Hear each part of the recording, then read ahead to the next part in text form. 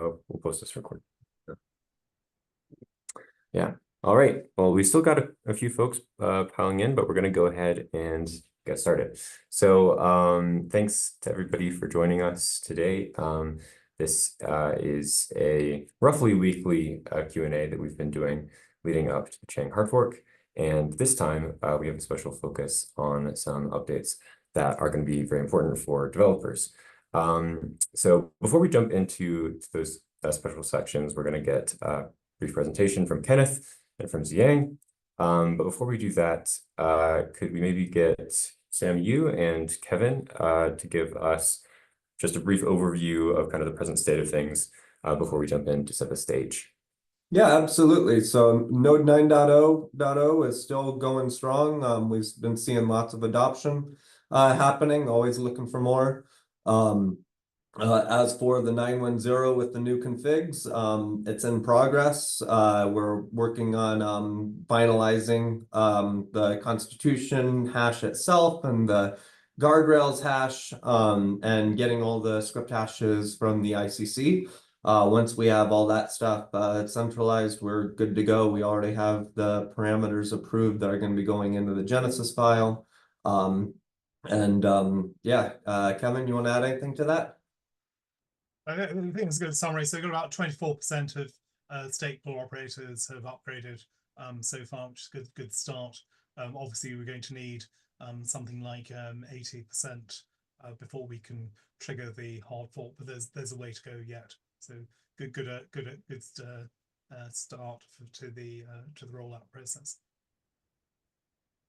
And everything's very good from a development perspective. So what Sam hasn't said is behind the scenes, we are testing the heck out of the node.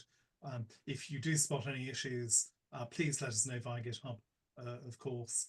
But we are running literally thousands, tens of thousands of tests on the node. It is being tested very, very thoroughly by the team. Yeah. And so where are we just as far as the roadmap goes, if people are thinking, they just have in their mind vaguely the Chang hard fork is coming, and we've had development in the past up until now, and now we're on 9.0. Where are we at in that roadmap? If that question makes sense, Kevin.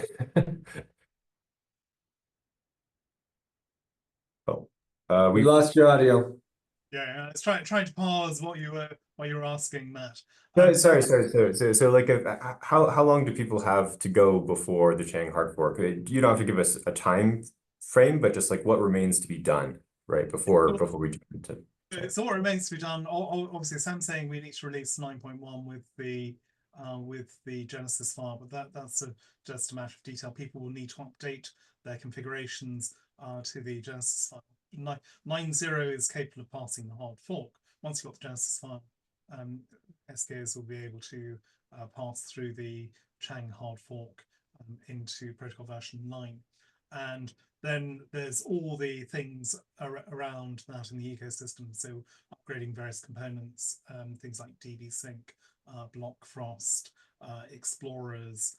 There's a tracking page that Intersect set up that's tracking the precise status of all these upgrades. But everything is looking very good for a hard fork in a few weeks' time.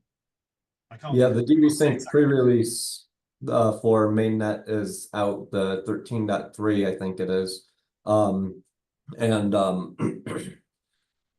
Right now they're in the process of basically just running all the tests against it, making sure that there's no regressions and everything. At that point, we'll promote dbsync to no longer being a pre-release. I also heard earlier today that the wallet backend has finished integrating 9.0, and they're basically at the point where they just need to finish running their test suites and release it. So hopefully wallet backend will be coming soon.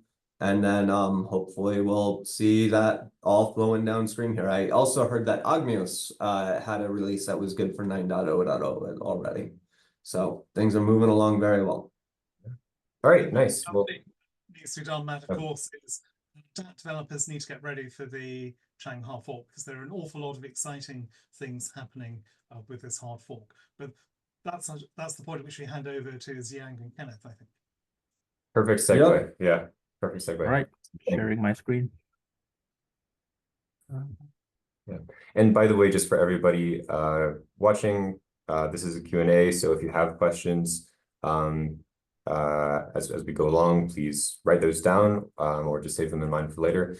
And if you have anything that's very pressing when Jian gets done and we move to Kenneth, sorry, we'll take a brief pause in case there's any clarifying questions that people want to ask real fast. But we'll have a discussion section at the end. So if you do have any larger questions, yeah, please write them down. And yeah, Zian, go ahead. All right. So Kenneth and I are gonna go over a few changes coming up at the Chang hard fork related to Plutus that are useful to know for dev developers. So these are the items we're going to talk about. And each of these items is annotated with which Plutus version it applies to. All right, so number one, SIP. So I'm going to start with these two SIPs. So SIP 69. What SIP 69 does is that it does two things, two kind of somewhat independent things. So initially they were two different, they were part of two different SIPs, but they end up being merged into SIP 69. So one of these, so okay, let me SIP.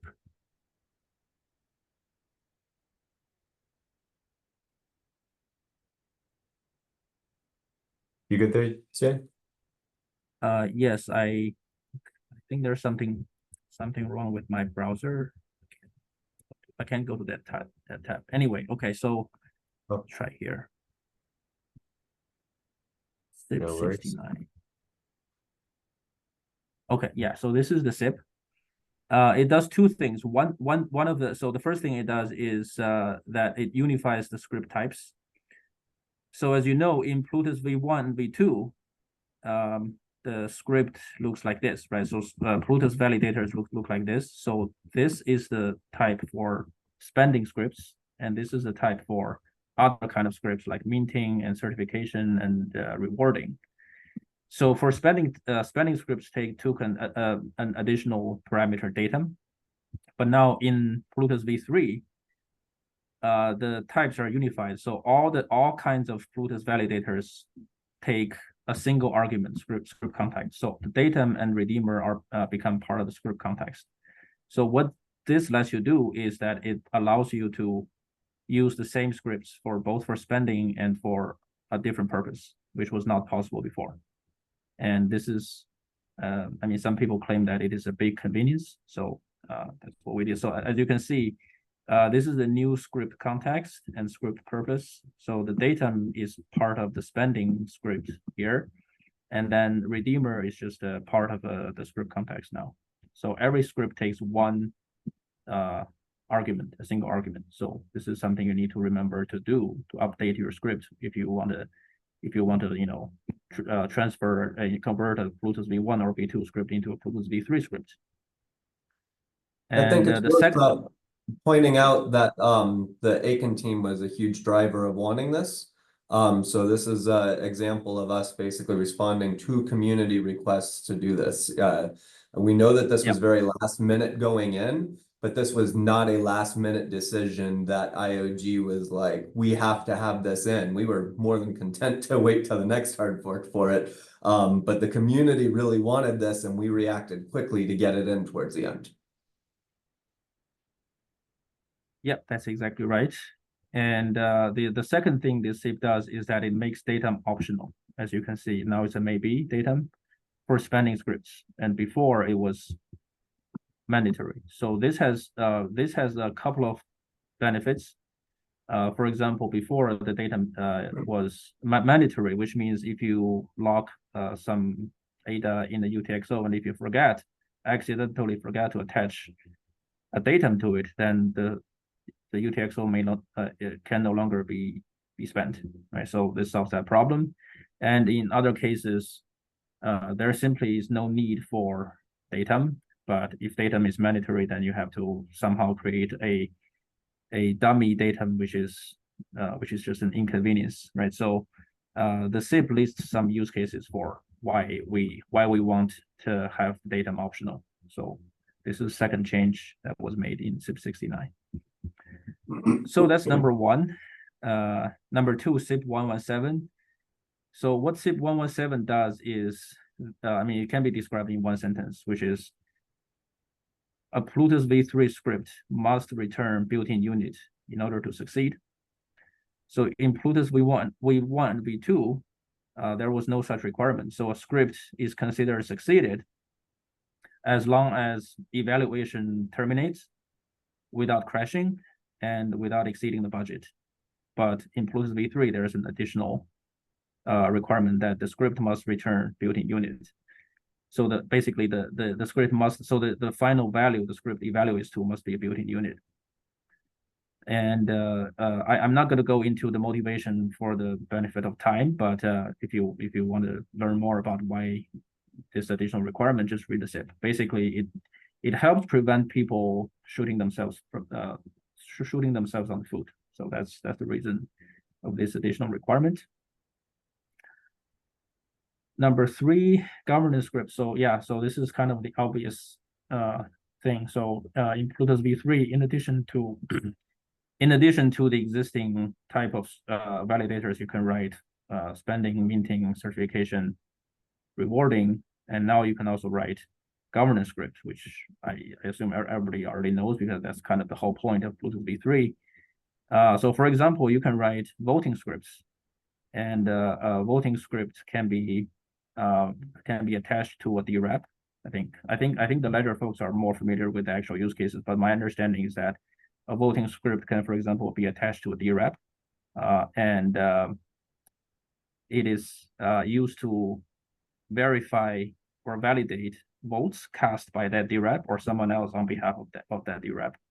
So that's voting, and there's also this governance script, but I don't think dApp developers really need to be concerned about guardrail script, because guardrail scripts is basically part of the constitution. It's part of automating the constitution. So it's not something that dApp developers need to work with. It needs to be executed when you're submitting certain actions to the chain, like parameter updates. Basically, you have to include the scripts with the proper datum and redeemer, basically, to be able to submit those actions. It'll just fail to submit those actions otherwise. So if you're submitting a governance action, you will need to execute the guardrail script, which means you'll have to know how to build a transaction with Plutus scripts in it. The other thing I can add on the voting scripts, we've already implemented 2 kind of fun scripts that are more for test nets than for real life, but really show examples, and we can probably provide links to those later. The one is an always yes DREP, so basically anyone can vote on behalf of it as long as they're saying yes. And the other one is a random voting DREP that does some interesting stuff with a VRF that has a random output of how it votes every time. Yeah, thank you, Sam. Yeah, good point on the guardrail script. Yeah, so if you want to submit governance actions, you do need to interact with the governance script in the sense that you need to provide the hash of the governance script in your transaction. With that, I'm going to hand over to Kenny to talk about number 4 and number 5. Great. And just real quick interruption here. So I just want to point everybody to the chat. So if you drop your cursor down to the bottom toolbar, you'll see a chat icon there. And please put your questions in the chat. We'll go through later to pick them up. So if you had any questions about all the features that Xiang just went over, yeah, please drop those in the chat and we'll get to them in a little bit. So Kenneth, go ahead. Thanks for joining us. Okay. Right, so I'll try and share my screen. Bear with me, I'm not in the habit of using Zoom, so what we're looking for. This.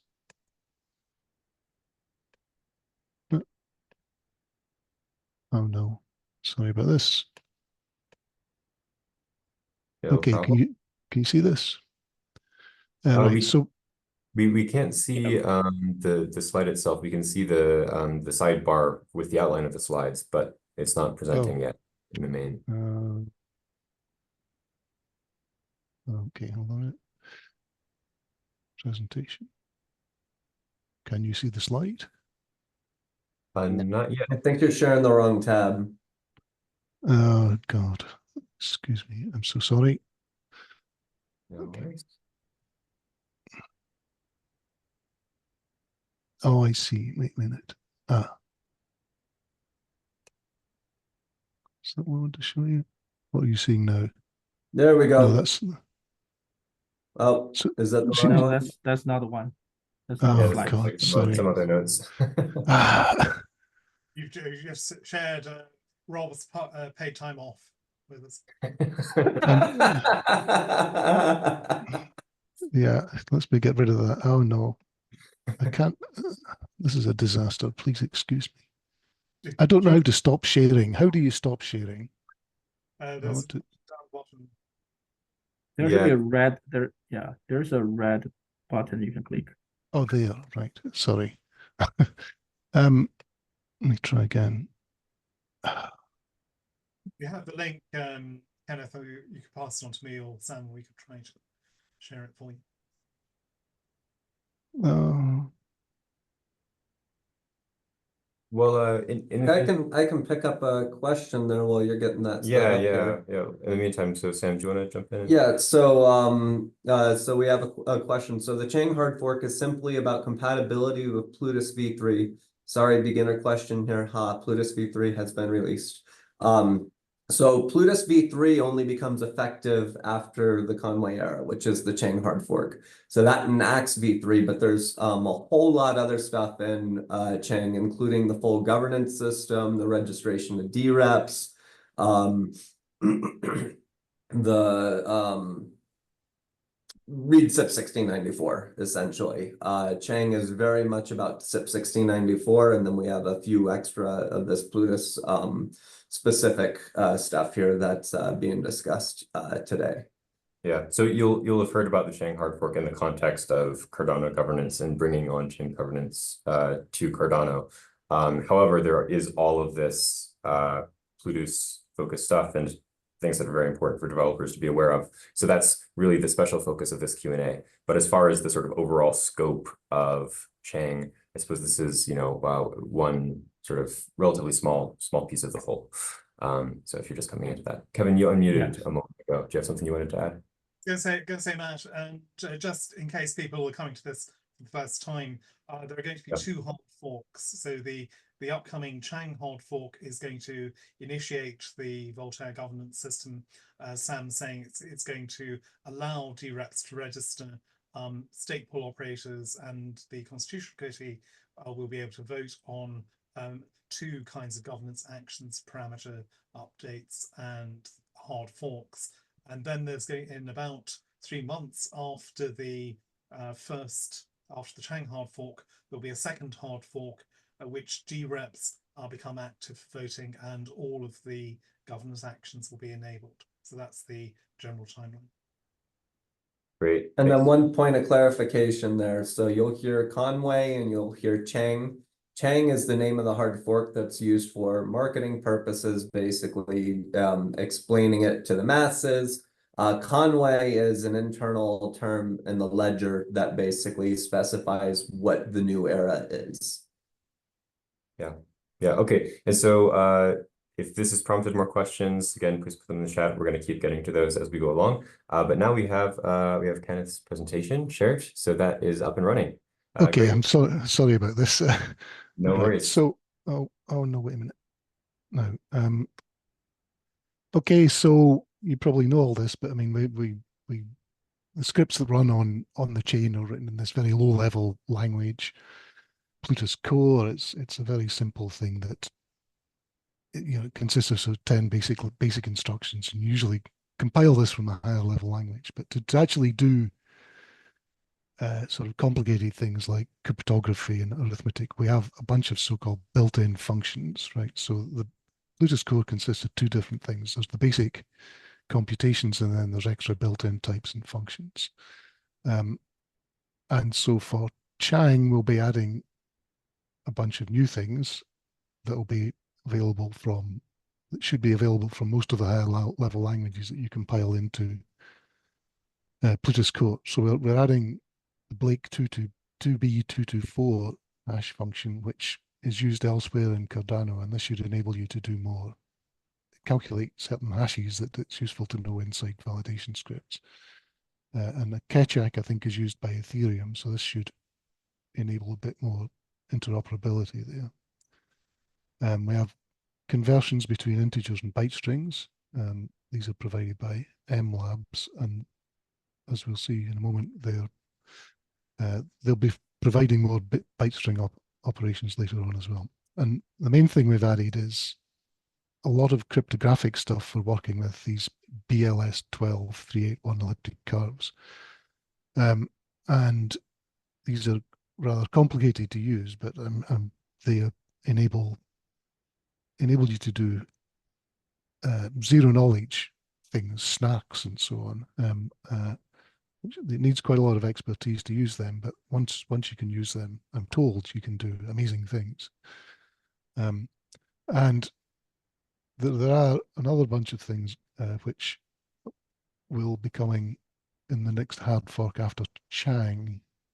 So that'll be sometime. We'll also be adding this RipeMD 160 hash function, which is used by Bitcoin, I think, modular exponentiation primitive, and many more operations on byte strings, like logical operations, shifts and rotations, and setting and clearing bits and counting the number of bits and I think. So they won't be available until the hard fork after Chang, but we do have quite a lot in the pipeline coming up. Okay, so Are they the other available in 9.0.0 and PV10 on Sanchonet, or are they still in development right now, kind of? they're still in development. We hope they'll be coming in a few weeks. So, right. Okay. Okay, so the other thing I want to talk about is costing. So I'll say a little bit about how the cost model wants. We have to give costs to Plutus scripts, because you can write completely arbitrary programs in Plutus, and they could run forever or run for 20 minutes, and then that would cause all kinds of problems in the chain.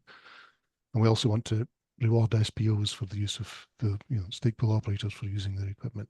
And so we have CPU and memory costs for each script, which are kind of added up as you go along, and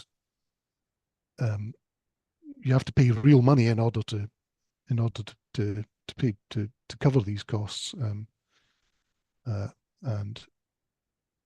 if when your script's running it exceeds the cost, your script will stop to prevent you from doing anything problematic. Okay, now in order to do this, we have a cost model, which is essentially a big bunch of sorry, my keys are this has remapped my keys for some reason, which is causing some difficulty.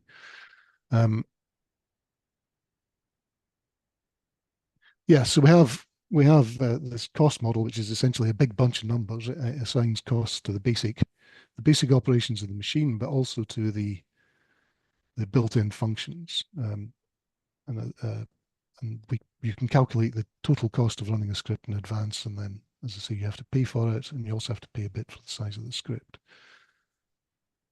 The complicated part about this is that many of the functions, the cost of calling one of these built-in functions depends on the size of the input. So we would kind of run a benchmark on a reference machine, calculate the CPU time taken to cost one of these things, and then we work out some numbers that describe the cost. So, like, here's some benchmark results for SHA-3 function, and you can see that as the size of the thing you're hashing increases, the time taken increases pretty linearly. So what we do is we fit a straight line to that, and then the numbers in this go into the cost model. The slope and the intercept of the line go into the cost model.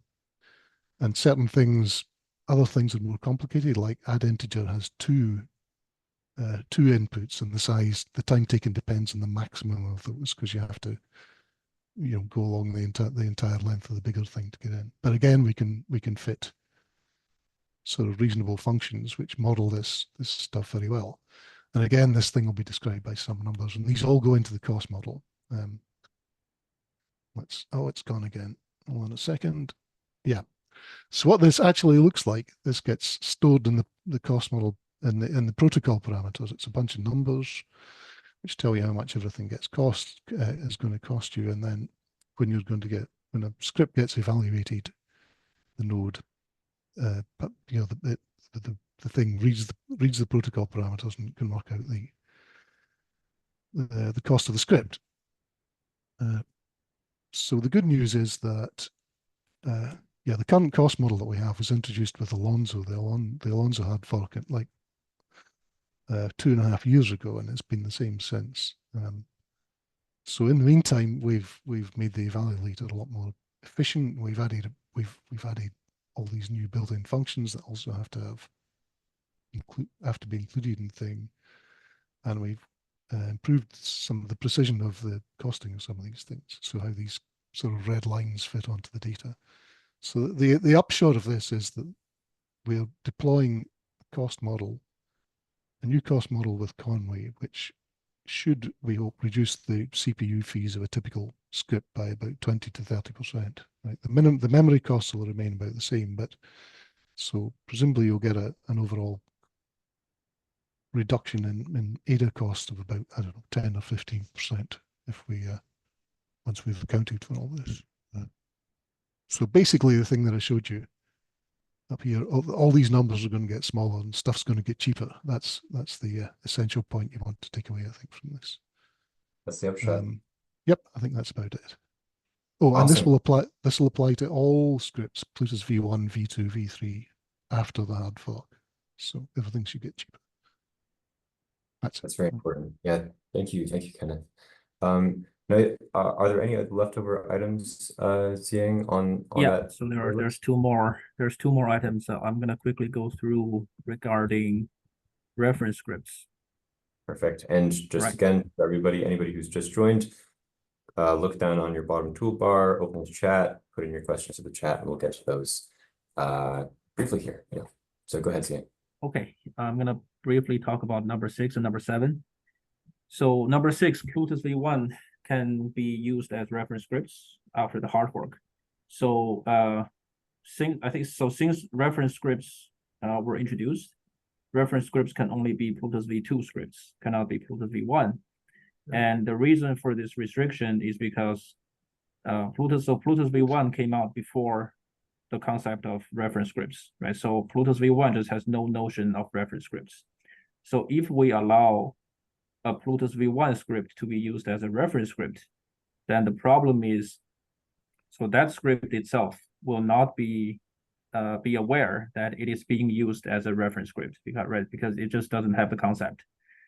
So in fact, not only can Plutus v1 script not be used as a reference script, but also like if you use a Plutus v2 reference script in the transaction, then you cannot also have a Plutus v1 script in the same transaction, even if that Plutus v1 script is not a reference script. So that's the restriction. I mean, it's not a huge deal that the script is not aware that it's being used as a reference script, but it just sounds a little sketchy. So it's so we did not allow that before, but now after in the Conway era, this is going to be allowed, because the Ledger team did some analysis, and the analysis showed that the benefits of allowing v1 to be used as reference script is just too big, right? Because there's a lot of v1 scripts being used, and there's a lot of repetition of v1 script in the Ledger state because of the restriction that v1 script cannot be used as reference scripts. So this is going to be lifted in the Conway era, which will significantly, I think will significantly reduce the size of the Ledger state. And last one, reference script fees. So up until this point, reference script reference script or reference input in general is just simply don't count as part of as the size of the transaction, right? Which makes sense, because I mean that's kind of the whole point of reference scripts. But this is going to change in Conway, and it's a little bit subtle. So there are two cases. When it comes to transaction size limit, reference scripts still don't count, right? So for example, transaction size limit is 16 KB. And if your transaction itself is 15 KB and it uses 5 reference scripts, each is 1 KB, that's still fine. Your transaction is considered to not exceed the size limit, so it's still considered 15 KB for the purpose of calculating the size limit.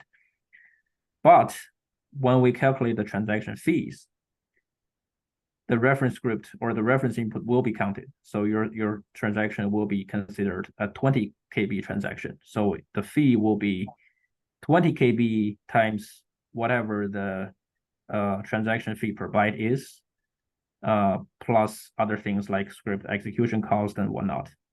So the reason for this change is because, so each reference script does incur some CPU cost to be processed, even though it doesn't contribute to a bigger ledger state, but still it takes some CPU resource to be processed. So we need to we need to basically charge for each reference input in the transaction. Right. I think that's it for me. Yeah.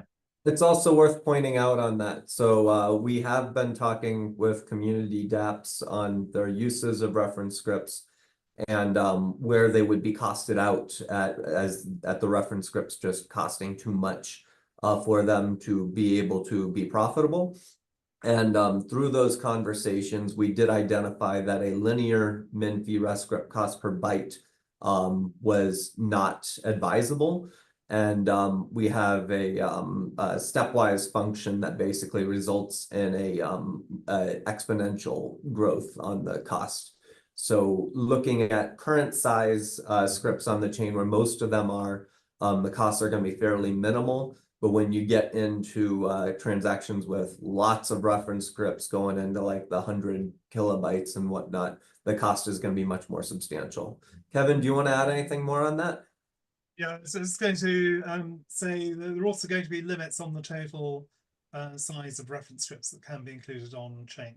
So at the moment, you can include up to 100 kilobytes in a transaction on chain from Conway from the Chang hard fork. There'll be a limit of I think it's 200 kilobytes per transaction and a total limit on the number on the size in the block, and that's necessary just to keep the sizes under control. Yep. Okay.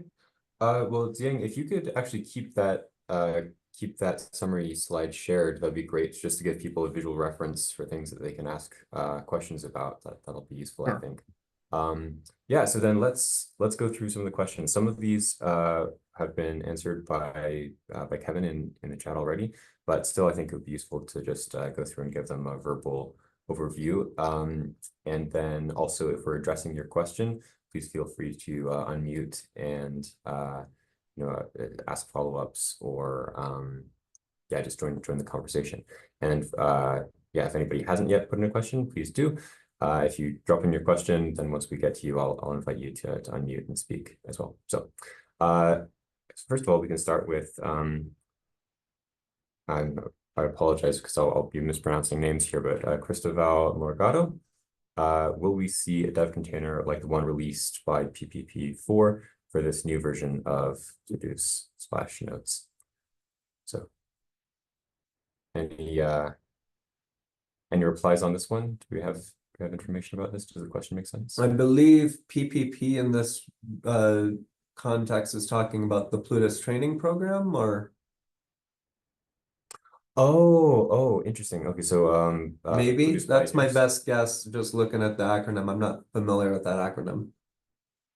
Okay, yeah. If that's the question, I don't actually know the answer to that one. I imagine that the education team will cook something up. I don't know if it will be the Plutus Pioneers course, at least in the sort of the iterations that it's been in. Yeah, Plutus Pioneers program. Yeah. It's definitely PPP. Okay. Yeah. Yeah. Okay, cool. So yeah, so then from Paul, we have are there going to be any incentives for voting in the next hard forks, e.g. some rewards like for delegation? Yeah. I can take that one. No, So off-chain, you can have some sort of incentives for like DREPs and whatnot. But there's nothing in SIP 1694 for rewarding on-chain the voting behavior. Your biggest reward for voting is impacting your government. Basically getting decisions across people that actually care about what's going to be happening on Cardano should be incentivized to vote to make sure that things go the right direction. Yeah, and this may be especially important for developers, for app developers, say, because obviously you want things to develop in a way that is beneficial for kind of use cases that you have. So, yeah, the power in itself is an incentive. All right, so from Michelle. To add a bit to that, Yeah. so there's quite a lot of debate in the community, as you're saying, about whether DREPs should or should not be incentivized. So it's certainly a very, very strong set of opinions, as Sam has presented it, the DREPs, that simply having the opportunity to influence governance is enough reward in itself. The research team has investigated possible incentive schemes. So there's a blog post that's been prepared by the researchers on what suitable incentive schemes could be. These could be administered automatically by some future version of the ledger rules, or they could be, as Sam was hinting, administered by agreement amongst the community. So we're not ruling this out. As Sam said, this wasn't included in the initial version of the Voltaire governance, simply because we had to draw the line somewhere. Now is the time for the community to decide what is the correct way, if any, to incentivize the DREPs. Yeah. Okay, and yeah. we have Can a I lot of ask questions. something? Oh, sorry. Yeah, Yeah, Paul, so we've got so- three dimensions here, right? So the one that Kevin answered, so situation from DREPs. Then we've got incentives for ADA holders, yes, and it was answered by some. But on the third dimension is that could be some kind of penalty, right? Not to vote and things like that. Like, for instance, you cannot withdraw and so on. So to be complete, are we expecting these kind of things or no? We are expecting the reward locking for the Chain +1 hard fork. We don't want to lock rewards while people are registering and getting everything set up and delegating. But there will be an option to basically, quote, unregister to vote, basically, where you, or register to vote, where you either delegate to a DREP or you basically say, I don't want to participate in the system, and I'm making that known to people that basically I have no desire to participate in the system and I still want to get my rewards. Yeah, there's no penalty. There's no financial penalty. The rewards will still accumulate. It's simply until you as an ADA holder have decided what your participation in governance should be, the rewards will be locked, and that gives you an incentive to make your mind up to decide, do you want to participate? How do you want to participate? yeah. Okay, yeah. okay. So I've got the situation now clear. Thanks. Thank you, Paul. Okay, great. So let's jump on to Michelle's question. So Michelle asks, see SanctionNet marked as ready on the readiness page. What does that mean? Will SanctionNet keep running after the hard fork on mainnet? It's worth pointing out we have lots of Michelles in here, so this is probably not Michelle saying that because I know he knows the answer. And SanctionNet marked on the readiness page means the components are ready for it, so people can test there. We're already in PV10 there, so you have the full governance. You don't even just have the bootstrap, you actually have the DREPs voting there. We also have the guardrails running there, so I mean it's essentially what we're going to have in 3 to 4 months on mainnet, on SanctionNet right now. Will it keep running? Yes, until we get to the end of PV10 where we have full governance in the supported versions. That'll be node 10.0 essentially. Until we get to that point, we will continue to use SanchoNet for testing PV10. Once we have the 10.0 release, we will fork preview to PV10 and hand over the governance to the community. From there, people will be able to register as CC members and take over the preview testnet in whatever way they want. Yeah, great. All right, scrolling down here in the chat to find some more questions. I see there are lots of new messages too, so yeah, just again, please keep throwing those in. From Gustav, each basic operation in Pluto's core has a cost associated. Is this correctly understood? Question mark. Kevin, you want to take that one since you responded in the chat? Or Kenneth. That is Kenneth. correct. Yep, that's correct. Yep. Okay, All right, moving on. straightforward answer. All right. Let's see. Okay, so from Wolga, we have, do you have link stocks to example costing for some sample transactions from V2 versus V3? Like if I have 3 ref scripts, am I looking at paying more or less? Rough guess. So just to be clear, Plutus V1, or not Plutus V, no, yeah, Plutus V1 and Plutus V2 will be subject to that same fee. So once you hit Conway, your Plutus V1 scripts probably will cost a little more because of that. Now it might reduce because of the execution budget reduction costs and whatnot from the cost model, but do expect a change in costs going from now until Conway, into Conway. As for, do we have examples of existing scripts and how they cost? I'm not 100% sure on that. Kenneth, do you have any sample scripts that you've benchmarked between V2 to V3? Yes, but I don't have the data to hand. And it would Yeah, just be I number think I think V2 versus V3 is not the right question because, like Sam said, V2 and V3 are costed the same way. They have the same basic cost. If the script does the same thing, then they have the same cost. So yeah, so if you have 3 reference scripts, I don't know, it's hard to tell whether the overall cost will go up or go down, because on the one hand, the cost of scripts, the CPU cost of scripts will in general go down by about 20 to 30% because we're lowering the cost model parameters. On the other hand, like I said, reference scripts will now cost a little bit more because reference input will be counted as the size of the transaction when calculating transaction fees. So it depends on which of these factors dominate, I guess. So it could go down or could go up. Yeah, the best way to know for sure is to try this out on a V3 enabled testnet, for example, SanchoNet. So take your scripts and try them out. The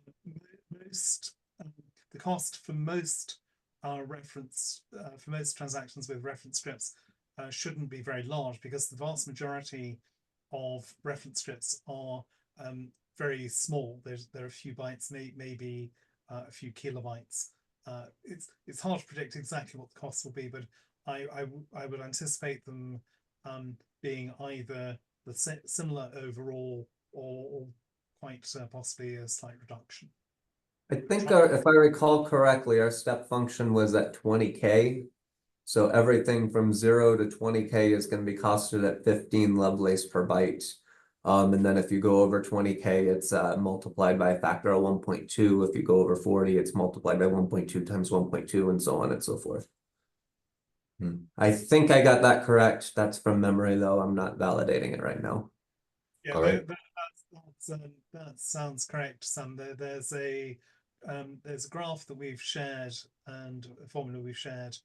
I think there's a blog post that describes that, but saying the best test to determine the actual cost of your scripts is to try it out before we get to Conway, and that's one of the reasons for trying to raise awareness via this call. The costs for existing scripts could change after Conway, so you need to be aware that there might be a change in the fees that are being paid. Yeah. Okay, so now from Jonathan Rodriguez, we have just to clarify, the reference script fee has to do with the cost to deserialize the flat encoded scripts, right? Question mark. That is correct.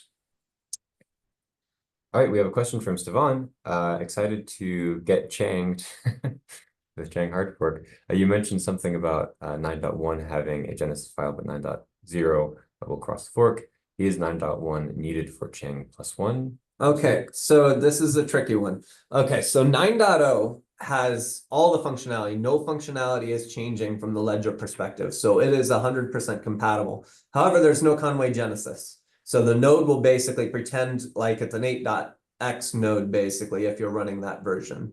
If you were to take the config files from 9.1 and put them in 9.0, it would cross the hard fork. However, if you're a stake pool operator, we please ask you not to do that and use the soon-to-be-released 9.1 node instead, because that will put a signal in the block header that basically, hey, I have the config files, I'm updated, I'm ready to go. And that's what we use to basically calculate our readiness if we're ready to fork. Right, and Stefan, feel free if you want to unmute and ask a follow-up. Otherwise, we'll look No, down thank here. you. No, thank you. That answers my question, and excited to be the Chang. Nice, nice. We need to get some Okay. t-shirts. Yeah, we need that on a t-shirt. Get changed. Okay. So we've gone through the chat now, and we don't have any further questions in there. So I just want to give everybody a chance again, seeing the summary that we have here. If you have any questions, please ask. Well, maybe I'll just go through each one. So for CIP 1694, optional data and unified script arguments, any questions? Feel free to just unmute and ask if you have one. All right. So for CIP 117, scripts must return built-in unit to succeed. Any questions there? We want to make sure that you guys are as ready as possible. So any questions you have? Actually, I should add here to the first two. Yes. Plutus TX, now known as Plinth. The compiler itself will need changes to the code to be able to compile your old scripts. If you're using Plinth or Plutus TX. Your old scripts, the raw bytes obviously will continue to work just fine because they have to get across the fork. But because of these changes in the code, your old code won't compile until you modify your Plutus 1v2 scripts to basically align with this new semantics. Ziyang, if you want to add anything to that. Yeah, so if you want to use Plutus v3 scripts, then yes. So basically, if you want to take your Plutus TX code for Plutus v1, v2, and convert them to a Plutus v3 script, then yes, you need to be aware of these two CIPs. Because I Plutus, believe the test team had issues with their Plutus v2 scripts too, where they had to rewrite them though. No, neither of these CIPs applies to Plutus v1 or v2, so that shouldn't be the case. Yeah.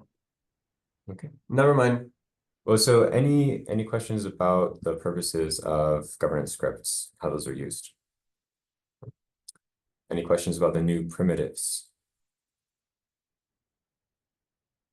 Any questions about the cost model parameters leading to lower CPU costs? Okay. Plutus v1 reference scripts or reference script fees? No. Okay. Well, it looks like we've run through everything and have at least initial questions sorted out. So you guys can still follow along with the Chang Hard Fork Working Group. We are meeting weekly and doing roughly weekly Q&As. So please do stay tuned to those and watch for more information. Sam, Kevin, any closing CTAs, calls to action for? Well, first I'd open it up if anyone wants to speak on anything in general real quick. If they want to unmute, ask any questions, give you guys like 10 seconds to decide to come up. Hey guys, sorry, I hope this isn't a trivial question. No trivial questions. Yes. Thank you. So if we run basically the V3 script, that be done via like invoking an extension to the compiler, or does it just run as it does initially? Does this mean V2 V3 will work with that You're breaking up. We're having a hard time hearing you. Yeah, you're a little Yes, quiet. If you sorry, could move the mic to your Can mouth you there. hear me? Can you hear me now? Better. Yeah. Okay, sorry. So my question basically is, when we run a VC script, would that work? Do we need to invoke a sort of an extension to a script, like a compiler extension to a script to run a VC script, or does it just run after the upgrade or the modification? And would that work the same way with V1 and V2 scripts? Ziyang, I'll let you take that one. So if somebody understood the question, if you could repeat the question, I still couldn't hear him very clearly. Did you get enough It sounded like he was saying that basically will running a V1, V2 script that's currently existing continue to work after the hard fork? Is that correct? Sorry, my question was for the V3, for running the V3 script, would we be invoking an extension to a compiler extension to the VC script to basically tell the compiler that this is a V3 script, or would that just run after the upgrade is done? And would this just work seamlessly with V1 and V2 without invoking like a compiler extension or something like that? Okay, so I think you're asking if we want to write and compile a Plutus V3 script, do I need a special compiler extension or compiler flag? Or is it just the same process as writing a V1? It's the same process as writing a V1 okay. V2 script. Okay. But make sure if you're writing a V3 script, make sure you're importing the script context type from V3. So there are 3 different script context types in V1 in Plutus TX for V1, V2, V3 respectively. So whichever version of script you're trying to write, make sure you import the right script context type because they're all different. And also, if you're writing V3 scripts, you need to be aware of the 2 CIPs that we just talked about.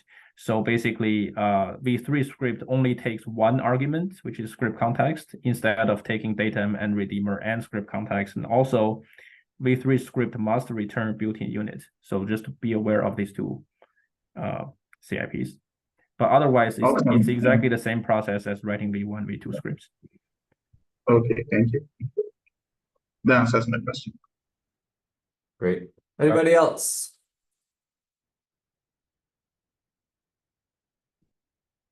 Okay, with that, I would say thank you all for coming to this session. Glad we could share with you some information about the upcoming changes in Plutus here, and keep looking forward to seeing notifications from us about the node 9.1 and the associated Genesis files to be able to get the forks going on preview and eventually pre-prod mainnet. All right. Yeah, with that, let's close it out. So thanks everybody for attending. Yeah, thank you so much. I just heard somebody maybe try to speak, so that wasn't a final.